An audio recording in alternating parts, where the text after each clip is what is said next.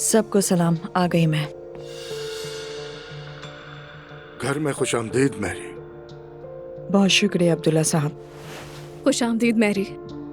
दुआ और मेरे दरमियान जो हुआ वो तुम्हें मुतासिर नहीं करेगा, फिक्र करने की जरूरत नहीं। रूज, ये मामला इतना बड़ा है कि तुम और दुआ के दरमियान महदूद नहीं रह सकता, और इस मामले के साथ मैं पुरसुकून नहीं रह सकती।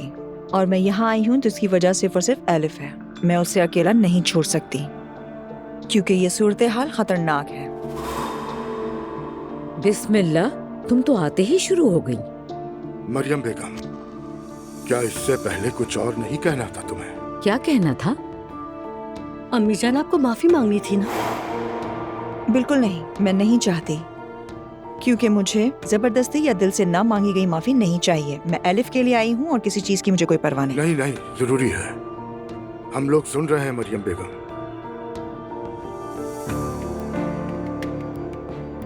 माजरत चाहती हूँ, एक गलत फहमी हो गई थी। मैं तुमसे बात कर रही थी, तुम सुने बगैर उठकर चली गई। हाँ, मैं फौरन चली गई, फिर क्या हुआ? क्या मैं चोर बन गई? अस्तगफिरुल्लाह। खैर छोड़े, कोई मसला नहीं। अस्सलाम वालेकुम।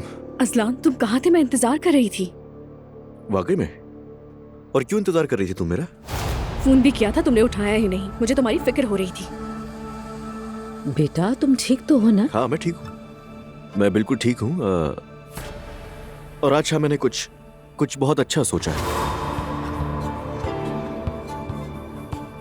या अल्लाह, तो असलान तुमने क्या सोचा है फिर?